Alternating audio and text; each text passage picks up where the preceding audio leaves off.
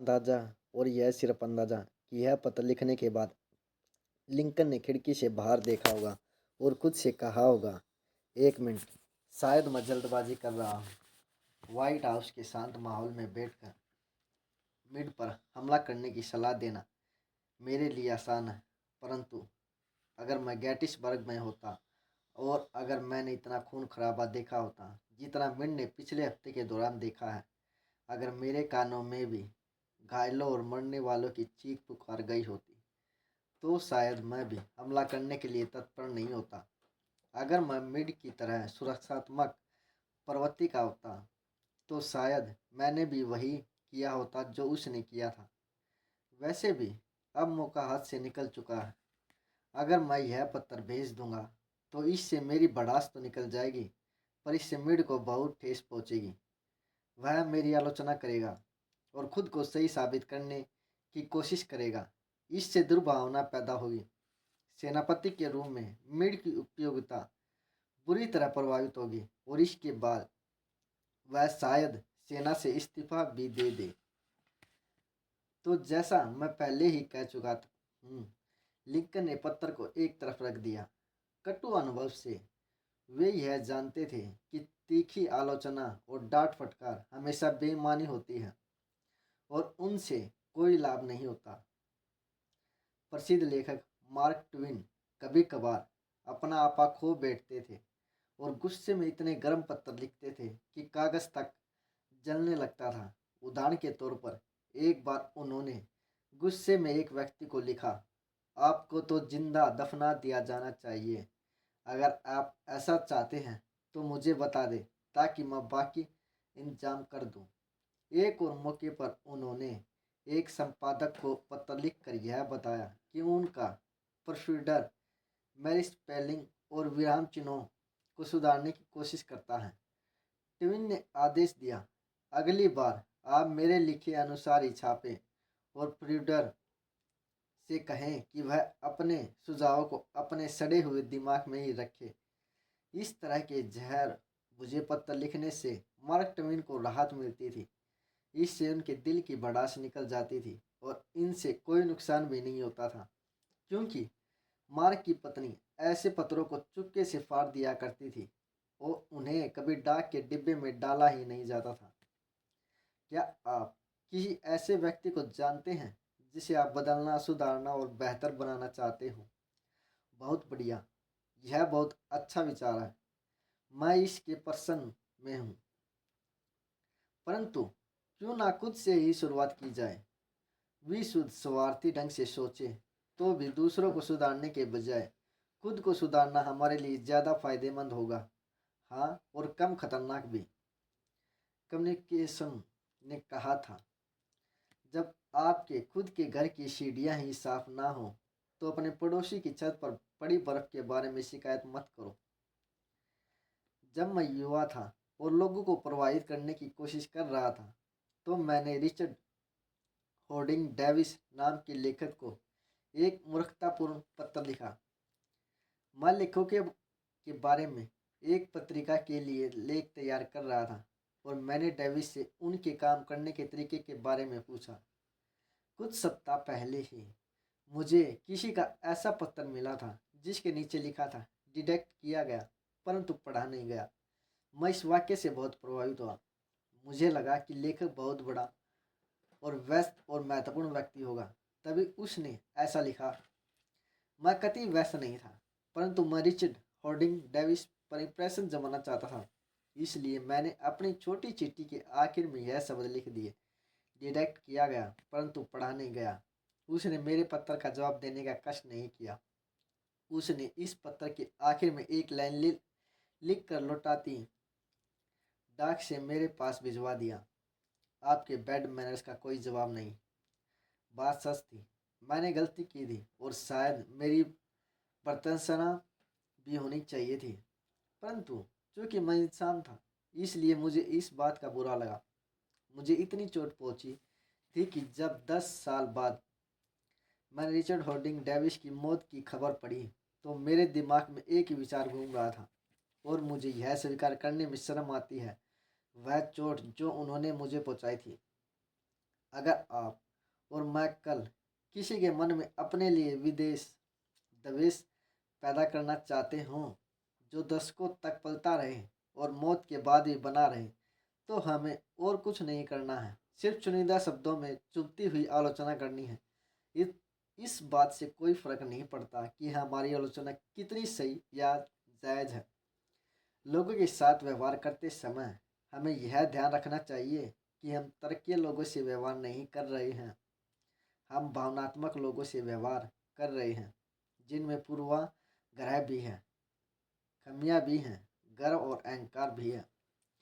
कटु आलोचना की ही थॉमस हार्डी जैसे अंग्रेजी साहित्य के महान उपन्यासकार ने उपन्यास लिखना हमेशा के लिए छोड़ दिया। आलोचना के कारण ही अंग्रेज कवि थॉमस चैटरटन ने आत्महत्या कर ली। बेंजामिन फ्रैंकलिन जो अपनी युवावस्था में अभद्र थे, आगे चलकर इतने कटु नीतिक बन गए, लोगों के साथ व्यवहार करने में इतने कुशल हो गए कि उन्हें फ्रांस में राजदूत के रूप में भेजा गया। उनकी सफलता का राज क्या था? मैं किसी के बारे में बुरा नहीं बोलूँगा, उनका कहना था, और हर एक के बारे में अच्छा ही बोलूँगा। कोई भी मूर्ख बुराई कर सकता है, निंदा कर सकता है, शिकायत कर सकता है, और ज़्यादातर मूर्ख यही करते हैं। परंतु समझने में और माफ़ करने के लिए आपको समझदार और संयमी होना पड़ता है। कार्यकाल ने कहा था, महान व्यक्ति छोटे लोगों के साथ व्यवहार करने में अपनी महानता दिखाते हैं। बब हूवर एक प्रसिद्ध टेस्ट पायलट थे जो एयर शो में अक्सर प्रदर्शन किया करते थे। एक बार वे सैन डियागो से एयर शो में हिस्सा लेने के बाद लॉस एंजलिस में अपने घर की तरफ लौट रहे थे। जैसा फ्लाइट ऑपरेशन पत्रिका में वर्णन किया गया है, हवा में 300 फुट की ऊंचाई पर दोनों इंजन अचानक बंद हो गए। कुशल तकनीक से उन्होंने हवाई जहाज उतार लिया, और हालांकि इस प्रक्रिया में हवाई जहाज को तो काफ़ी नुकसान पहुंचा, परंतु किसी को चोट नहीं आई। इस घटना के बाद हूवर ने सबसे पहले हवाई जहाज के ईंधन की जांच की। जैसी उन्हें शंका थी, उनके द्वितीय विश्व युद्ध वाले प्रोपेलर जहाज में गैसोलीन की जगह जेट का इंजन डाल दिया गया था। हवाई अड्डे लौटने के बाद उन्होंने उस मैकेनिक के बारे में पूछा जिसने उनके हवाई जहाज की सर्विस की थी। युवा मैकेनिक अपनी गंभीरता गलती पर बुरी तरह शर्मिंदा था। जब हुवर उसके पास पहुंचे तो उसके चेहरे पर आंसू बह रहे थे। उसकी गलती की वजह से एक बहुत महंगा हवाई जहाज नष्ट हो गया था और 3 जिंदगियां भी जा सकती थी। आप हुवर के गुस्से का अनुमान लगा सकते हैं। इस लापरवाही के लिए यह कुशल और स्वाभिमानी पायलट कितनी कड़ी फटकार लगा सकता था, परंतु हुवर ने मैकेनिक को फटकार नहीं लगाई। उन्होंने उसकी आलोचना भी नहीं की। इसके बजाय उन्होंने अपनी बाह को उसके कंधे पर रखकर कहा, तुम्हें यह बताने के लिए कि मुझे तुम पर पूरा भरोसा है और अब तुम दोबारा ऐसा नहीं करोगे, मैं चाहता हूँ कि तुम कल मेरे F-51 हवाई जहाज की सर्विस करो।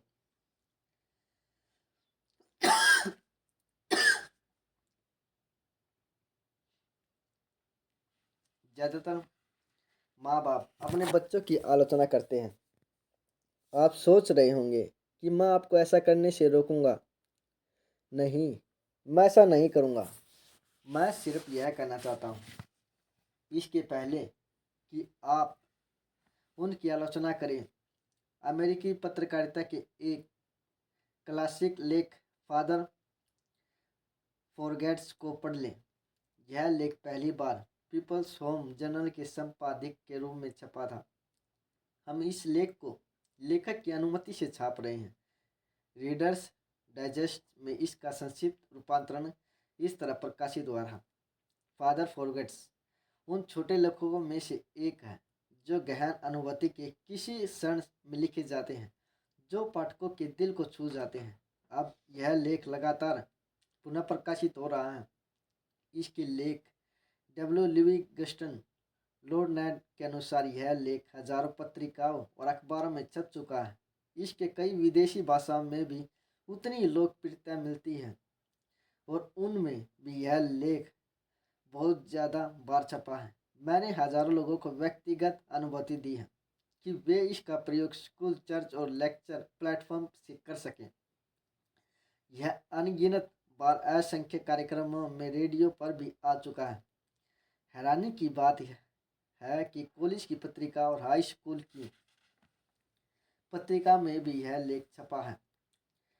कई बार एक छोटा सा लेख रहस्यमय कारणों से क्लिक हो जाता है। इस लेख के साथ यही हुआ।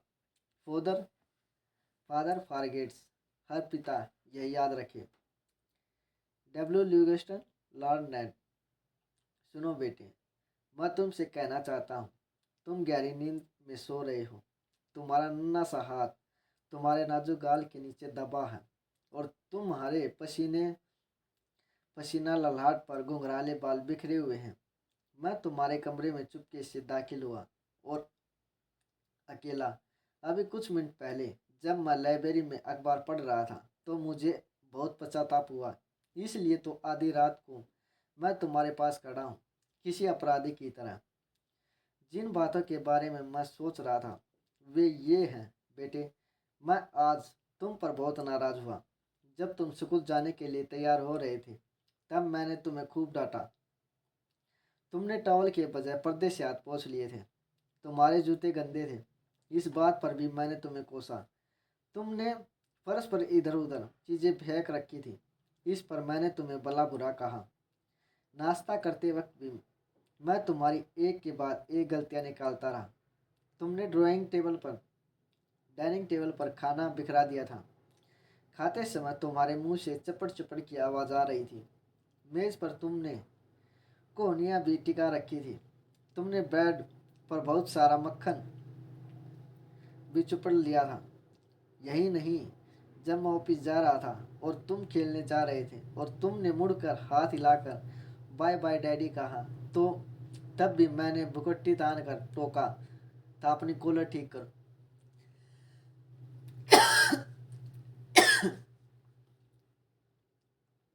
शाम को भी मैंने यही सब किया।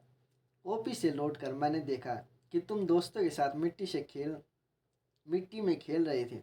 तुम्हारे कपड़े गंदे थे, तुम्हारे मोजे में छेद हो गए थे। मैं तुम्हें पकड़ कर ले गया और तुम्हारे दोस्तों के सामने तुम्हें अपमानित किया।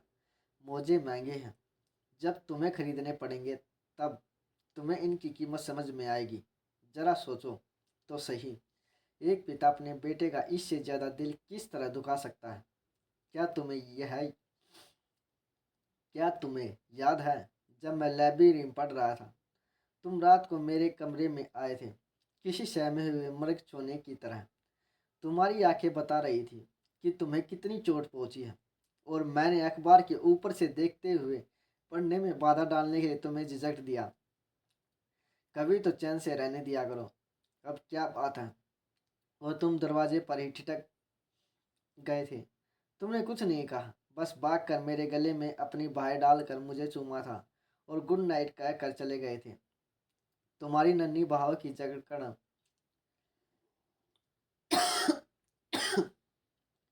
बता रही थी कि तुम्हारे दिल में ईश्वर ने प्रेम का ऐसा फूल खिलाया है जो इतनी उपेक्षा के बाद भी नहीं मुरझाया।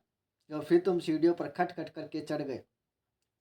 तो बेटे, इस घटना के कुछ ही देर बाद मेरे हाथों से अखबार छूट गया और मुझे बहुत गलानी हुई। यह क्या होता जा रहा है मुझे? गलतियां ढूंढने की, डांटने डपटने की आदत सी भी पड़ती जा रही है मुझे। अपने बच्चों के बचपन का भी मैं यह पुरस्कार दे रहा हूँ। ऐसा नहीं है बेटे कि मैं तुम्हें प्यार नहीं करता, पर मैं एक बच्चे से जरूरत से ज़्यादा उम्मीद लगा बैठा था। मैं तुम्हारे व्यवहार को अपनी उम्र के तराजू में तोल रहा था। तुम इतने प्यारे हो, इतने अच्छे और सच्चे। तुम्हारा नन्हा सा दिल इतना बड़ा है जैसे चौड़ी पहाड़ी के पीछे से उगती सुबह। तुम्हारा बड़प्पन इत इस बात में नजर आता है कि दिन पर डांटते रहने वाले पापा को भी तुम रात को गुड नाइट किस देने आए। आज की रात और कुछ भी महत्वपूर्ण नहीं है बेटे। मैं अंधेरे में तुम्हारे सिराने आया हूँ और मैं यहाँ पर घुटने टिकाए बैठा हूँ, शर्मिंदा। यह कमजोर पश्चाताप है। मैं जानता हूँ अगर मैं तुम्हें जगाकर यह सब कहूँगा तो शायद तुम नहीं समझ पाओगे, पर कल मैं सचमुच तुम्हारा प्यारा पापा बनकर दिखाऊंगा। मैं तुम्हारे साथ खेलूंगा, तुम्हारी मजेदार बातें मन लगा कर सुनूंगा, तुम्हारे साथ खुलकर हंसूंगा और तुम्हारी तकलीफों को बांटूंगा। आगे से जब भी मैं तुम्हें डांटने के लिए मुंह खोलूंगा तो इसके पहले ही अपनी जीभ को अपने दांतों में दबा लूंगा। मैं बार बार किसी मंत्री की तरह यह कहना सीखूंगा, वह तो अभी बच्चा है, छोटा सा बच्चा। मुझे अफसोस है कि मैंने तुम्हें बच्चा नहीं बड़ा मान लिया था, परंतु आज जब मैं तुम्हें गुड्ढी मुड्ढी और थका थका पलंग पर सोया देख रहा हूँ बेटे, तो मुझे एहसास होता है कि तुम अभी बच्चे ही तो हो। कल तक तुम अपनी माँ की भाव में थे, उसके कंधे पर सिर रखे। मैंने तुमसे कितनी ज़्यादा उम्मीदें की थी, कितनी ज़्यादा। लोगों को आलोचना करने के बजाय लोगों की आलोचना करने के बजाय हमें उन्हें समझने की कोशिश करनी चाहिए। हमें यह पता लगाना चाहिए कि जो काम वे करते हैं उन्हें वे क्यों करते हैं। यह आलोचना करने से बहुत ज़्यादा रोचक और लाभदायक होगा। यही नहीं, इससे सहानुभूति, सहन शक्ति और दयालुता का माहौल भी बनेगा। सबको समझ लेने का मतलब है सबको माफ कर देना। डॉक्टर जोन्स ने कहा था, भगवान खुद इंसान की मौत से पहले उसका फैसला नहीं करता, फिर आप और मैं ऐसा करने वाले कौन होते हैं। सिद्धांत एक, बुराई मत करो, निंदा मत करो, शिकायत मत करो। लोगों के साथ व्यवहार करने का अचूक रहस्य है। इस दुनिया में सिर्फ एक ही तरीका है जिससे आप किसी से कोई भी काम करवा सकते हैं। क्या आपने कभी यह सोचा है? हाँ, सिर्फ एक तरीका, और वह तरीका है उस व्यक्ति में वह काम करने की इच्छा पैदा करना। याद रखें, इसके अलावा कोई दूसरा तरीका है ही नहीं। हाँ, आप किसी के सीने पर रिवॉल्वर रखकर उसमें घड़ी देने की इच्छा पैदा कर सकते हैं। आप अपने कर्मचारियों को नौकरी से निकालने की धमकी देकर उन्हें सहयोग देने के लिए विवश कर सकते हैं। तब तभी तक जब तक आप उनके सामने हैं। बच्चों को पीटकर या पिटाई का डर दिखाकर आप उससे अपनी बात मनवा सकते हैं, परंतु इन जंगली तरीकों के परिणाम अच्छे नहीं होंगे। केवल एक ही तरीके से मैं आपसे कोई चीज़ हासिल कर सकता हूँ, और वह तरीका है आपको वह देना जो आप चाहते हैं। आप क्या चाहते हैं?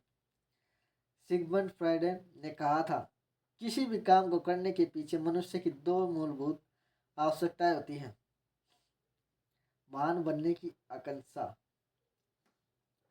अमेरिका के महान दार्शनिक जॉन ड्यून ने इसी बात को जरा अलग ढंग से कहा। डॉक्टर ड्यू ने कहा था कि मानव प्रकृति में सबसे गहन आकांक्षा महत्वपूर्ण बनने की आकांक्षा होती है। इस वाक्यांश को याद रखें, महत्वपूर्ण बनने की आकांक्षा। यह महत्वपूर्ण है। हम इस पुस्तक में इस वाक्यांश के बारे में बार बार सुनेंगे। आप क्या चाहते हैं? वैसे तो हम ढेर सारी चीज़ें चाहते हैं, परंतु बहुत कम चीज़ों को हम इतनी प्रबलता से चाहते हैं कि उनके बिना हमारा काम नहीं चल सकता। ज़्यादातर लोगों में नीचे दी गई चीज़ों की आकांक्षा होती है, स्वास्थ्य और जीवन का संरक्षण, भोजन, नींद, पैसा और पैसे से खरीदी जाने वाली वस्तुएं, परलोक सुधारना, बच्चों का कल्याण, महत्व की भावना।